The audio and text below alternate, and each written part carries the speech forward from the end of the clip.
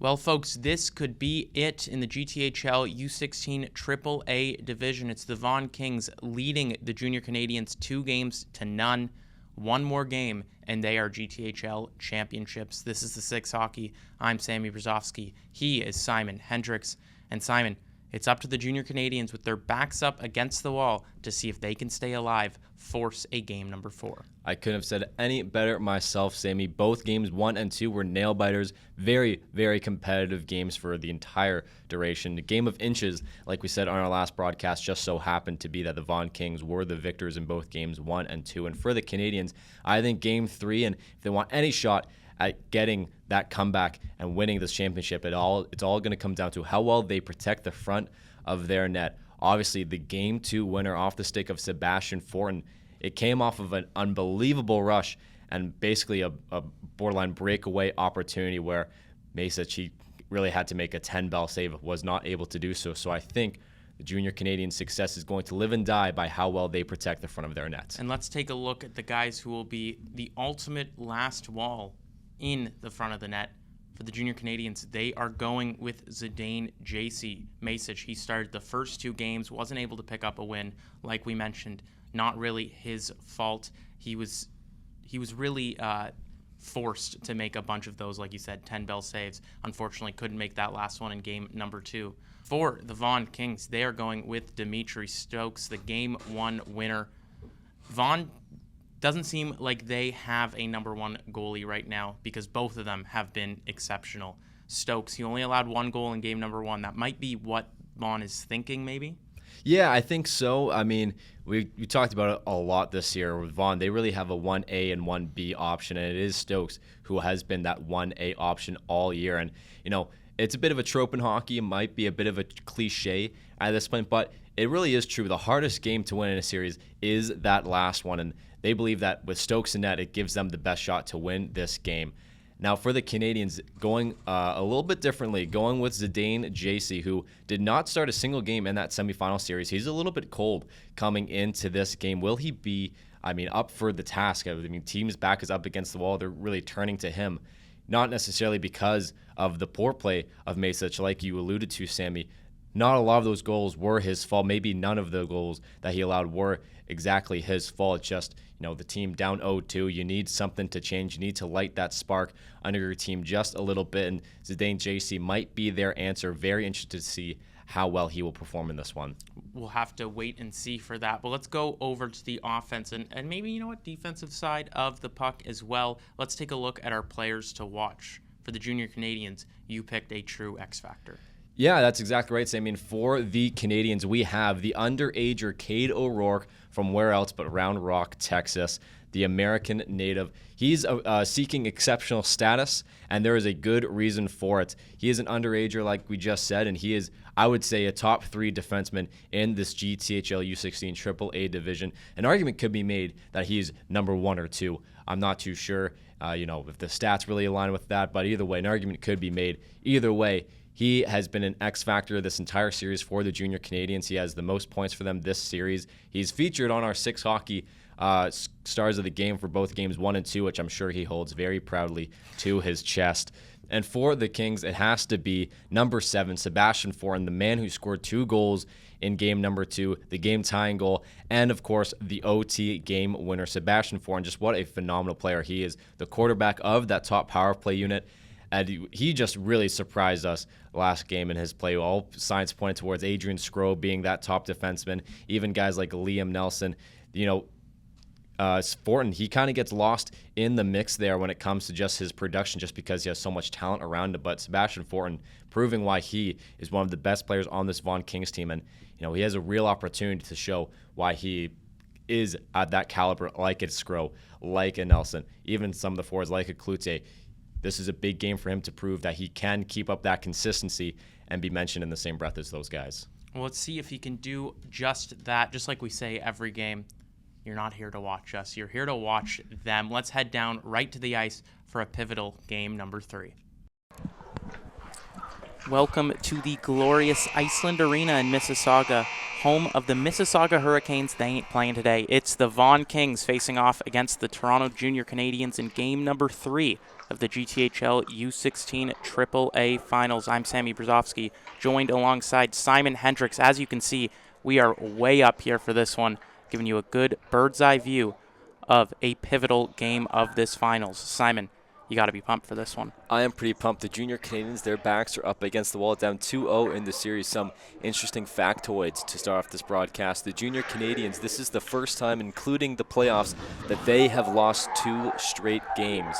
Now, if you are Canadians, not only is that a little bit upsetting, but even more upsetting, the Kings, including the playoffs, have not lost 3 straight games, something that the Junior Canadians will need to force the Kings to do if they want any shot in winning the GTHL championship. Another little factoid.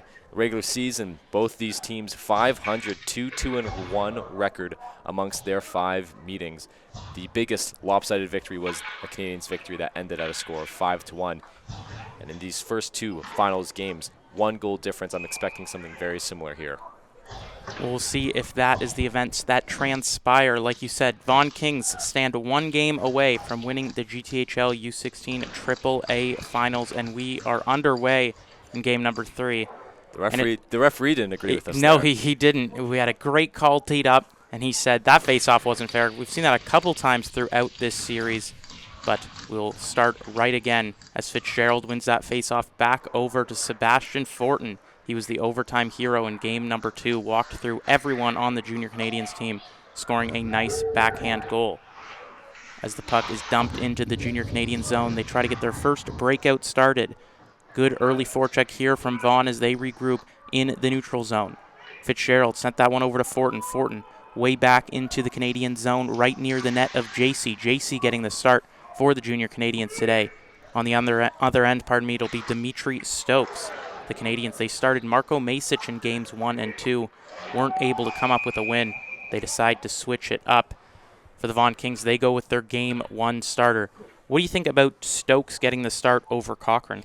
Well, Cochran was fantastic in game 2. However, Stokes, he also had a great game in game 1. Both of these goalies have been performing fantastically for the Kings throughout this entire playoff series, even going back to that Marlborough semifinal series where it was Stokes shutting the door in a pivotal game 5. Obviously some trust here, and if you're the Kings, this isn't a must-win game for you. However, you would love to sweep the Canadians. It's always that last victory that's the hardest, and I'm sure they're thinking about that, and they have the guy in net they think is going to make that a bit easier for them in this one. And for the Canadians, Masic dropping the first 2 games, not to his discredit. He played phenomenally in both games 1 and 2. Coaches deciding to switch it up to go to Zidane JC, who did get only 1 start in that series against the Majors in a losing effort.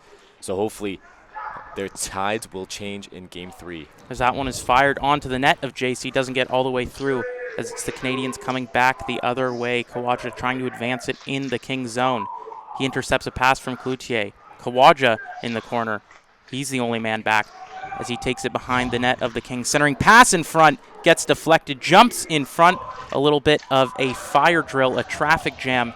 Both of our sayings in there as it pops out. McKay comes back the other way, fires it off the blocker of JC. Battle in the corner. It's the Kings who come up with it. Circling it down. It's Cantanella picking up the interception.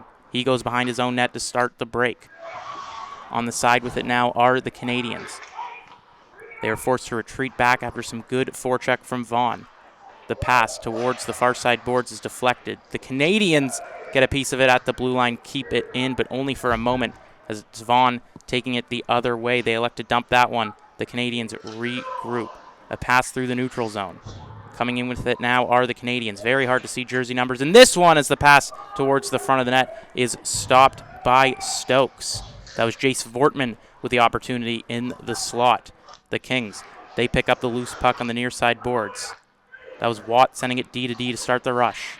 A pass right near the benches goes off a stick over to the net of JC. He elects to play. Fitzgerald, the forechecker for the Kings.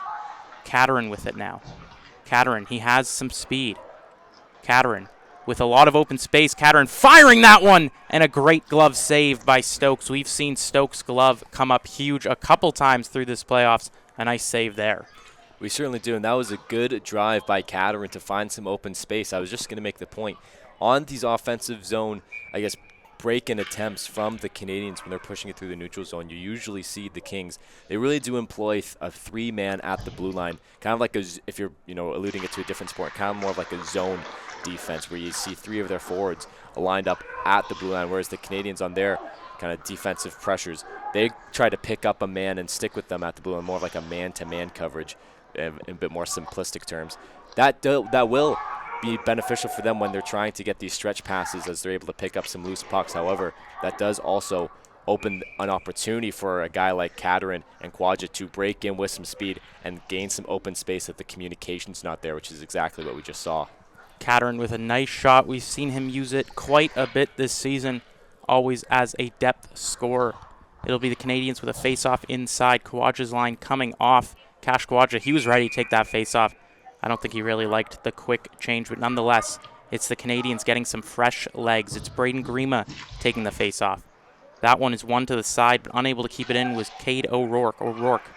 Back in the neutral zone. He played the pass to the far side boards, as the shot is sent down low onto Stokes, back behind his own net. The Canadians centering pass over to Grima. Great save by Stokes. Pops back out to the point. Sent down into the corner now. The Canadians controlling the puck in the offensive zone. Across the blue line. Back over to Grima. Grima through traffic. Saved by Stokes into the corner. Going there to play is Nelson. He couldn't get a piece of it.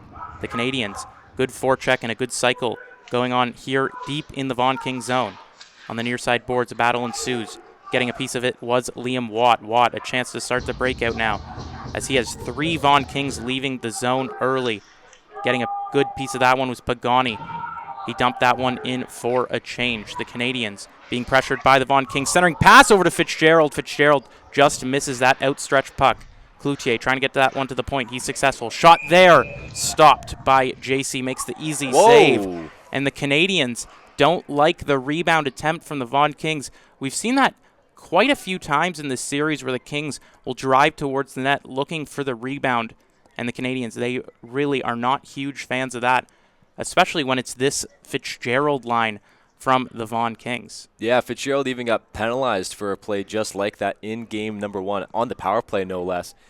JC getting his first start in more than a week of action. Way to get into the game. I mean, hey, maybe a goaltender's like a player. You need to take a hit to get yourself into the game. And you know what? I'm so used to Fitzgerald getting those rebounds. I actually misspoke. That was Clarence Alain's line with Cloutier and Brody Brown.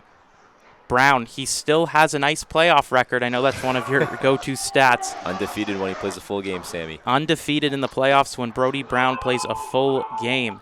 This is a chance for, barring any injuries, knock on wood, for the Canadians to right that wrong. As it's Alain taking it on the near side boards, passing it through the middle to Cloutier. That one's intercepted. Walking in now is Quadja. Quadja going for the drop pass. Once again taken off him by Alain. Alain gets it over to Cloutier. Cloutier throwing it in front for Alain. Just stumbles behind the net as the Canadians, they take it at the blue line. Dumped in there by Long. They go for a change. So it'll be Nelson with a chance to start the rush. He goes for a long stretch pass over to Brown. Brown, he needed a change. Very similar play to what we just saw from Joshua Pagani. As a battle ensues behind the Canadians' net, the Canadians, they start a rush. Knocked down is Wang at the blue line of the Vaughan Kings. Vaughan sends it right back in, the Menery line on with McClure. Circling back now is Nelson. Nelson dumps that one in for McClure, but JC once again coming out of his net to play the puck. Good job to keep possession as the Canadians, they have a chance to get a breakout from their own side. Wang with it. He sends it over across the blue line. Back over to the near side boards. Lucas Wang. He's the forechecker for the Canadians. Tied up a little bit there. No call on the play as Zinke gets a piece of it. Back over to Wang. Wang sends it down low. Back to him on the near side boards. Wang. Behind the net pass. Good cycle here from the Junior Canadians as Zinke gets it. Zinke tied up there. Zinke still forechecking. A long shift here from number 14, Liam Nelson of the Vaughan Kings. He'll need a change very soon as the Kings, they dump that one in and once again go for the change. We've seen that a few times now where the last Vaughan Kings forward stays on, dumps it in, and goes for a substitution as it pops out to the neutral zone. Just missing that outstretched pass was Fitzgerald. Circling around now are the Canadians. as there's a battle behind the Canadians' net, trying to start a breakout, trying to get some more sustained offensive zone pressure. That could start here as Vortman gets it across the wing. Shot onto Stokes. Through traffic, was deflected as there's a battle once more in the corner. Some physicality early on in this one. Certainly some physicality, and it seems that the junior Canadians, they seem to have a bit of a speed advantage early so far. They're down 0-2. They're looking to get out guns a-blazing, and that's exactly what they've been doing in that first game.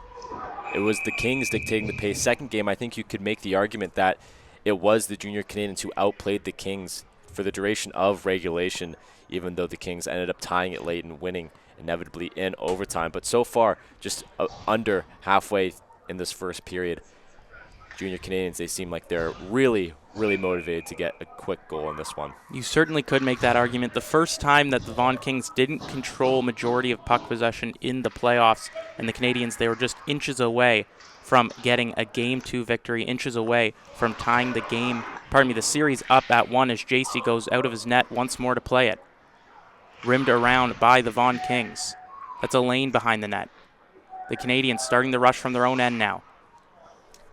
McKegg, he can't handle the puck. Kawaja breaks in, pass over to Wang. Wang, shot, scores! Alston Wang opens up the scoring for the Toronto Junior Canadians, his first of the series. The Canadians lead game number 3, 1-0. And that's exactly what I was saying about the Vaughan Kings and their defensive strategy. You saw no one was really able to pick either Kawaja or the goal scorer Wang up in that offensive transition, leading to a beautiful pass from Kawaja, wide open net for Wang, and he makes no mistake about it. I'm sure that's exactly the type of start the Canadians would have loved to have in this game, going up 1-0 early. Just about at the halfway mark of the first period, the Toronto Junior Canadians up 1. Great pass and forecheck from Cash Kawaja to get the assist over to Alston Wang, not to be confused with Lucas Wang. Number 25 was number 77, Alston Wang, picking up his first of the series. The Canadians controlling possession in their own zone. They start the rush through the neutral zone. Coming in now, shot over to Stokes. Stokes, he blocks that behind the net. The Canadians employing a good forecheck here as Nelson tries to get a piece of it. Throwing that up the far side boards. The Canadians regain it at the red line. Dump it back down the length of the ice. No icing on the play. Watt there to handle it for the Kings, trying to get it behind the net. He's pressured by a couple Canadians. Back over to the near side boards, and the Vaughan Kings, they start the rush. Fitzgerald walking in. Fitzgerald, he takes it wide. Fitzgerald looking for an option, tries to throw it back to McClure. McClure gets a piece of it, but not all, as the Canadians, they regain it in the corner. Mason takes it out of the zone. Mason, he's all by himself. Mason cutting into the zone, drops it back in the slot shot, blocks aside by Stokes as it's turned to the corner now. Going back the other way are the Vaughan Kings. Trying to start something is McClure. McClure, he had Menery, elected to dump it in down low instead. It's kept at the point by Jansen. Jansen through traffic, tipped aside by the Junior Canadians. JC coming a little bit out of his net there as Jansen just nearly keeps that one in. The referee says he doesn't. The other one waved it off. A little bit of miscommunication as the Canadians, they start the rush from their own end as both teams go to change. Yeah, it looked like Jansen was able to get the puck in. Referee's not saying so. Forcing the Kings to make a line change or to get out of the zone. As it's one back to the corner. Back over the point, shot saved by Stokes. Sent over near the hash marks of the the face-off circle. As Elaine, he can't handle it behind the net. It's Kawaja forechecking for the Canadians. He gets a piece of it on the near side boards. Kawaja at the point, gets it across. Shot through traffic, hits over to Stokes. Stokes jumping on the rebound. The Junior Canadians nearly picking up that loose puck. It'll be a face-off inside. You know, we didn't talk about this too much in the last game. However, we have not seen any of the captain, Adrian Skro, for the Vaughan Kings. As you see, number 3, Eric Jansen. He is up on that top unit with Fortin as well. You would usually see Adrian Skro. And also, for something to note, he has missed the first 2 games in the series. Number 35, Landon Rolston, who some may consider to be this team's best forward option. He is still out of this series. He missed games 1 and 2. However, luckily for Vaughan, they were able to win both those games, but still, down 1 early in the first period, you know that this team is missing their 2 bright players. As the top trio of this team all season long has been Cloutier, Skro, and Rolston, so to miss a dynamic duo of the, let's say, terrific trio. Yeah, there you go. That is pretty tough. as there's 5 minutes remaining in the first period. Kawaja, he gets that one across, just missing the outstretched stick. On the near side boards now, the Kings. They dump this one towards the zone. That was Pagani getting a piece of it. Cabral in the corner, working against Vortman. Fitzgerald for the hit. Over to Pagani from the slot. Great save by JC to keep that one aside. The Canadians going back the other way, off the boards. Goes down the length of the ice, and that will be an icing, a face-off inside for the for the Vaughan Kings. Yeah, and since that goal, you see Vaughan, they're being a little bit more aggressive in these puck battle opportunities. You've seen them possess the puck with a little bit more authority, not trying to be overly aggressive, but maybe a little bit more cautious about those transition opportunities that they've given the Canadians so far that led to that Wang goal. Big offensive zone faceoff for them up here, and of course that top line right back out there. As Cloutier, he wasn't able to win that face-off. The Canadians, they get it out of the zone. This one also going down the length of the ice. Doesn't get there in time as Watt. He's forced to retreat. Vortman, he keeps it in. Vortman sending it down low. Back over to the point. O'Rourke, he couldn't grab that one. That would have been quite the athletic play to get up and catch it. Elects to go back into his own zone as the Canadians start the rush once more. Dumped in towards the net of Stokes. Brown there for the Vaughan Kings. A battle behind the net. The Canadians come up with it, just nearly leaking out to the slot. But the Vaughan Kings, they get lucky. It bounces out as it's Elaine forechecking for the Kings as his line mates go for a change. Coming across now is Grima. Grima knocked off the puck. Receives it back at the near side boards, dumps it down. But it's the Kings coming up with it. Elaine, he fires that one into the zone. Not all the way, as he is in need of a change as well as the Canadians come back the other way. Wang with it. Lucas Wang firing that one onto the net of Stokes. Stokes, he gets the rebound sent into the corner as the Kings. They come through the neutral zone now. Walking in are the Vaughan Kings. Cutting across the middle was Cloutier. Cloutier still with it at the hash marks, and Fortin just can't keep that one in. He'll be forced to retreat in his neutral zone as he sends it over to Nixon McKegg. McKegg firing that one onto the net of JC. JC blocks that one aside, collects it, sends it to his man down low. The Canadians looking to get a rush started. Good forecheck here by the Vaughan Kings as it's sent around the net of JC. The Canadians trying to get it up the near side boards. They elect to go for the far side board pass instead as they try to cut through the middle of the zone. They're unsuccessful as the Vaughan Kings, they look to push it up. A long stretch pass through the middle of the neutral zone. Goes over to Kawaja. Kawaja, top of the circle, fires. Great save by Stokes as his rebound pops out to the Vaughan Kings. It's McClure all alone for the Kings, trying to cut through the middle. Once again, stifled by the junior Canadians at the top of the circle, and the Canadians, they break the other way. Nice fake pass there as it's the Canadian trying to get it through the neutral zone. Once again, Kawaja. Kawaja, top of the circle, surveying his options. Kawaja, near side boards, passes it into the slot. Turnaround shot. Vortman tried to get the rebound for Long. Long was unable to control that one as the Canadians, they take it behind the net of Stokes. Back over to Kawaja at the point. Kawaja back over to, that was Vortman getting the pass through. As now Pagani with an opportunity. Pagani taking it wide. He circles around. Pagani, not a lot of options for passing. He does have Fitzgerald down low now. Fitzgerald, he gets a piece of it. Over to Watt from the point through traffic. Rebound in front, but unable to get all of that was McClure. As now it's the Canadians coming back the other way. The Canadians cutting through the middle. That one had to be offside as it's sent onto the net of Stokes. Stokes makes the stop. It'll be a face-off inside. A pretty decent chance for the Kings on that rebound attempt from McClure. Probably their best chance of the game so far. Just coming up short. That puck was off the pad of JC, but a bit too quickly for McClure or any Kings to handle. Interesting play, though. You saw three junior Canadians in the front of the net. No one was really able to pick up McClure. If that puck settled down a little bit, I think he would have had a wide open net to shoot and score with. So those Canadians, they got to pick up, their net front battles a bit more closely in this one. I was just going to make a good point of how effective they've been at neutralizing the chances of the Kings on their zone entries into the offensive zone, but on that attempt there, a pretty decent opportunity for them. As it's the Kings trying to regroup with what they just did on the near side boards, trying to force something new to the net. It's Elaine's line on now.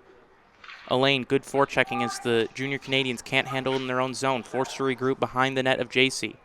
Forechecking now is Brody Brown. He turns off to get a change. Elaine looking to do the same. as it's sent over to the middle of the zone. Catches a stick, no icing on the play. Nixon McKegg with it behind the net as we have just 1 minute remaining in the first period. On the far side boards, that pass is intercepted by the Junior Canadians. Going back to play is Sebastian Fortin. Fortin, he has McClure very far away. He left the zone quite early, as now it's the Vaughan Kings taking it up through the neutral zone. That's McKegg walking in. McKegg through traffic. That hits off a Junior Canadian leg. A battle on the near side boards. It pops out right to the blue line. McClure, he's able to keep it in for just a moment. Ref's arm did go up for the offside, so the Canadians, they get a break the other way. Coming in on the far side boards, turning around with the Junior Canadians. Not much time left remaining here in the first frame. As the Vaughan Kings, they intercept this one. Dump this one down low for JC to come out to play. JC rimming this one around the boards. Long with it. Apologies for the technical difficulties as it pops out to the slot. Great save by JC. The Menery, McClure, and Fitzgerald line firing on all cylinders with just 8 seconds left to go in the first period. I do love the double decimal play. I know we've mentioned it before. Who doesn't love the double decimal? It's awesome. It makes you feel like time's really running out. It really does. But that was just a prime example of how those stretch passes that the Canadians love to employ can really backfire on you. That was intercepted right in the center of the ice, and I know the coaches always tell their players this. If you're going to use that stretch pass, make it along the boards. That stretch pass hit a person right in the slot, and it resulted in a very good opportunity. As that will do it for the first period in game number 3 between the Toronto Junior Canadians and the Vaughan Kings. Vaughan just 1 win away from winning the GTHL U16 AAA championship, but the Toronto Junior Canadians with a great start taking the lead, hoping to hold on. Yeah, and I would honestly say, Sammy, you might be able to debate this the other way, but I think for the last 4 periods of regulation time, not counting the overtime period in game number 2, but the last 4 periods of regulation, the Junior Canadians have looked like the better team. They've dominated puck possession for the most part in that period, and it really does seem like they are pushing the pace. So, no, these stretch passes, they are connecting a bit more frequently than we saw in games 1 and even game 2, and that's led to a couple of good opportunities for them. But it just seems like they're not really creating any turnovers for themselves. Obviously, that last chance there came off a bad turnover, but other than that, haven't really seen the Canadians have many sloppy passes, and they've really been connecting on all cylinders to start this game. As they'll need to continue to do so. The Vaughan Kings terrific at coming back in games, but they are, like we mentioned, missing Rolston and Adrian Scrow, 2 of their guys that are huge presences on their offense and on their game in particular. Both guys applied to all situations. Yeah, and just a really quick note while we have some time here in between periods. We don't really talk about injuries too much in the GTHL because, it's not like the NHL where they're playing every other day and they're making millions and millions of dollars. But it's still worth noting. These guys play 30 games in the regular season or thereabouts, and they've just come off of 2 pretty grueling playoff series. And, they're only 15 years old in a full contact league, and like we've said many times on these broadcasts, GTHL U16 AAA, this is some of the fastest junior hockey you will see in the entire world. And these guys are only 15 years old, so our thoughts are with Adrian Scrow and Landon Rolston, because, if they could be out there, they'd do it. So there must be something pretty wrong with either of them. Very well put. If they could be out there, they would do it. As it's won by the Junior Canadians. We have talked about how good Rolston has been. That power play is often Rolston, Cloutier, and then Scrow. So to not have any of those guys, 2 of those guys, is a big loss for the Vaughan Kings. As the long stretch pass for the Junior Canadians doesn't work, it'll be a face-off inside the Canadians' zone. The top line, as it stands, of Brown, Alain, and Cloutier out for the Vaughan Kings against the Kawaja line. Kawaja has been out for a long time in this game already. I'm going to steal a saying from Simon here. He has already skated miles in this game. Of course, he picked up the first assist. The only goal was a nice pass over to Alston Wang. I mean, it's a good saying, Sammy. It's a great saying. As Brown is taking the face-off, you see Cloutier in the overload position for the Vaughan Kings. Alain, he gets it in the corner. Working in the Canadians' end. He sends it over to Brown. Back to Alain once again in the corner. Back to Brown. Again, apologies for the technical difficulties. I think it's because we're so up high, the camera can't even react as the Canadians fire this one through traffic. That was Wang, the goal scorer, trying to get it down low, and this is stopped by Stokes. Just something worth noting, because I don't think we've really spent too much time on it so far. Both these goaltenders have looked very sharp On that first Canadians goal, Stokes, didn't really have too many options. He was trying to cover the shot from Quadra because, that's always so dangerous. Pass maybe catches him a little bit off guard and leaves a wide open net for Wang. However, he's looked pretty sharp other than that. And for JC, first start since the semifinal series, since game 1 of the semifinal series versus the majors as Masic. He started games 2 through 4, and again, games 1 and 2 of this series. He looks sharp for his first time in playing in over 2 weeks. He has stood tall so far as it comes over to Zoo at the point. That shot through traffic gets deflected. Somehow Stokes gets a piece of it. Rebound pops out. The junior Canadians unable to capitalize on that one, as coming the other way is Jackson Menery. Menery cutting through the defense. Menery on his backhand, circles around as he's knocked down in the corner. No call on the play. As coming in now is Alston Wang. Wang working in. We see a pileup right near the bench. Knocked down both the Kings and the Canadians. And Simon, look at that. We see a net come off for what I believe is the 6th time? I think that's number 6. As we'll jump forward due to technical difficulties, this one with a final score of 1-0. The Canadians hold on. Some extracurriculars going on after the game. That was Cov Long putting it into the empty net after the whistle. Nixon McKegg had none of that. He went for the full baseball swing. It led to a fight at the end of the game, but nonetheless, the Canadians force game number 4, and we'll talk about it more in the booth. Not too much action in this one, but the main headline, the Toronto Junior Canadians, they hold on to the 1-0 lead they got in the first period. They take game number 3, series now 2-1, staying alive, the Junior Canadians. Yeah, they're just like the Bee Gees, staying alive in this one. And now they're only 1 game away from a pivotal game number 5. Thanks, Anthony, for getting my reference there. Maybe I'm assuming a lot of the people watching might not get that one. The Bee Gees, they had a great hit called Staying Alive back in the 70s. I wasn't alive for that one, but it's still a great song. Deep cut from Simon Hendricks over here. Saturday Night Fever? Anyone? No, okay. Either way, the Canadians, they did a great job at staying alive. And what did we say on the pregame show? It's going to come down to how well they defend the front of their net, and they certainly did that. Holding the Vaughan Kings to no goals. That is just, how often can you say that about this Vaughan Kings team? With players like Cloutier, Fitzgerald, all these guys, and you held them to 0 goals. And yet again, Landon Rolson, he did not suit up for this game. I'm sure he's sorely missed in that locker room right now. Yeah, they could have used his offensive attributes. And the Toronto Junior Canadians, at the start of the series, they didn't seem as confident. They were like afraid, maybe petrified. I was keeping the reference going. Nice. They actually weren't. I just wanted to make the reference. But they did seem like they were taking a backseat at times to the Vaughan Kings. Vaughan was really allowed to play their game. In this game, the Junior Canadians, they handled the puck very well. They limited the offensive chances. And sometimes, you know what they say, best offense is a good defense.